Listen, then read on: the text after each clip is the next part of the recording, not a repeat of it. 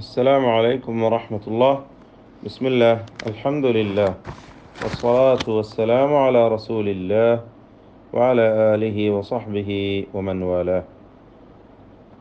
ഇൽത്തിഖാഉ സാക്കിനൈൻ അഥവാ രണ്ട് സുക്കൂനുള്ള ഹർഫുകൾ ചേർന്ന് വരിക, അടുത്തടുത്തായി വരിക. ഇത് സാധാരണ നിലയിൽ പാടില്ലാത്തതായ ഒരു കാര്യമാണ്. ഭാഷാ നിയമത്തിൻ്റെ അടിസ്ഥാന വശങ്ങൾ വെച്ചുകൊണ്ട് നോക്കുമ്പോൾ. എന്നാൽ നാം പറയുകയുണ്ടായി, പരിശുദ്ധ ഖുർആനിൽ ഒറ്റപ്പദത്തിലായി സാക്കിനായ രണ്ട് ഹർഫുകൾ ചേർന്ന് വരുന്നത് ദീർഘം നൽകിക്കൊണ്ട് പരിഹരിക്കപ്പെടുന്നു. അസ്സാഖ വലദ്ദാല്ലീൻ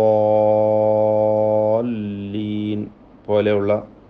അതുപോലെ തന്നെ വഖഫിൻ്റെ സന്ദർഭത്തിൽ റബ്ബിൽ ആലമീൻ, ഖദീർ എന്നൊക്കെ വഖഫ് ചെയ്യുന്നു. അതുപോലെ സഹീഹായ അക്ഷരങ്ങളാണെങ്കിൽ അൽ ഫസ്ൽ, വൽ ആസ്ർ, അൽ അമർ എന്നിങ്ങനെ വഖഫിൽ എന്ത് വരുന്നു? രണ്ട് സുക്കൂനുകൾ ചേർന്ന് വരുന്നു.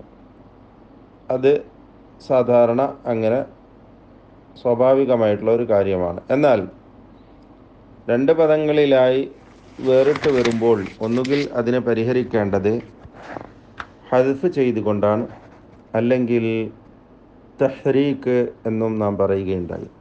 ഹദ്ഫിൻ്റെ ഉദാഹരണവും ഇന്നലെ സൂചിപ്പിച്ചു. വഫിൽ അർദി എന്ന ഉദാഹരണം പോലെ വഫീ അൽ അർദി എന്നാണ് ശരിക്കുള്ളത്. പക്ഷേ അവിടെ ലാമിൻ്റെ സുക്കൂൻ ഉച്ചരിക്കേണ്ടതിനാൽ ഫീ എന്ന സാക്കിനായ യാഇനെ ഒഴിവാക്കുന്നു, വഫിൽ അർദി എന്നാക്കി മാറ്റുന്നു. അതുപോലെ വഇദ് ഖാലു അല്ലാഹുമ്മ എന്നത് വഇദ് ഖാലു അല്ലാഹുമ്മ ഹാദിരി അൽ മസ്ജിദിൽ ഹറാം, ഹാദിരിൽ മസ്ജിദിൽ ഹറാം. ഇതാണ് രണ്ട് സാക്കിനുകൾ അടുത്ത് വരുമ്പോൾ അതിന് പരിഹാരമായി ഹദ്ഫ് ചെയ്യണം, അതിനെ കളയണം. ഹർഫുൽ മദ്ദിനെ, ദീർഘാക്ഷരത്തെ ഹദ്ഫ് ചെയ്ത് കളഞ്ഞുകൊണ്ട് പരിഹരിക്കണം എന്ന് പറഞ്ഞത്. എന്നാൽ തഹ്രീക്കാണ് അവശേഷിക്കുന്നത്. ഈ കാര്യം നമ്മുടെ റിവായത്ത് ആയ ഇമാം ഹഫ്സ് ഇബ്നു സുലൈമാൻ ഇബ്നുൽ മുഗീറ അൻ ആസിം, ഇതാണല്ലോ നമ്മുടെ റിവായത്ത്. നമ്മുടെ റിവായത്ത് പ്രകാരം അസ്ലിൽ ആദ്യാക്ഷരത്തിന് രണ്ട് സാക്കിനായ അക്ഷരങ്ങൾ ചേർന്ന് വരുമ്പോൾ ആദ്യാക്ഷരത്തിന് കസ്ർ കൊടുക്കുക എന്നതാണ്. ഏതുപോലെ ഖുലിദ്ഉല്ലാഹ, ഖുൽ ഉദ്ഉ എന്നായിരുന്നു.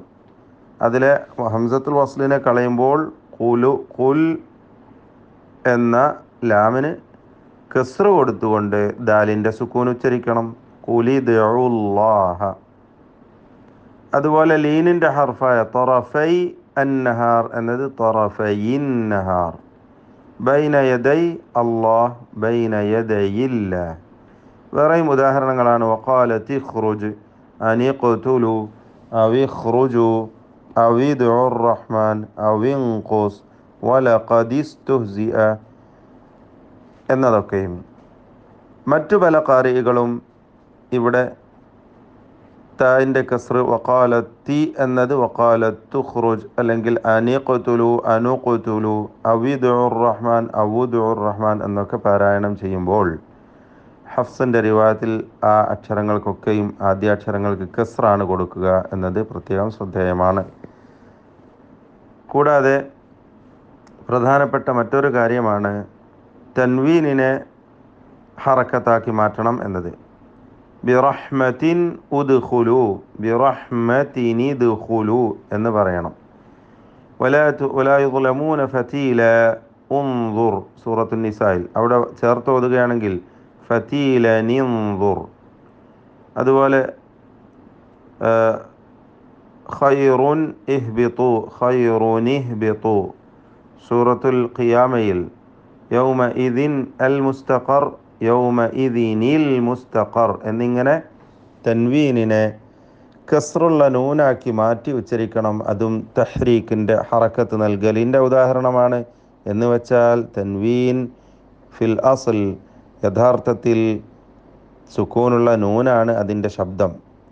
അൻ അല്ലെങ്കിൽ യൗമ ഇദിൻ എന്ന് പറയുമ്പോൾ അവിടെ സാക്കിന നൂനിനെയാണ് ഉച്ചരിക്കുന്നത്, അതിനെ കസ്റാക്കുക എന്ന് മാത്രമാണ് അവിടെ ചെയ്യേണ്ടതുള്ളത്. അസ്സലാമു അലൈക്കും വറഹ്മത്തുള്ളാഹി.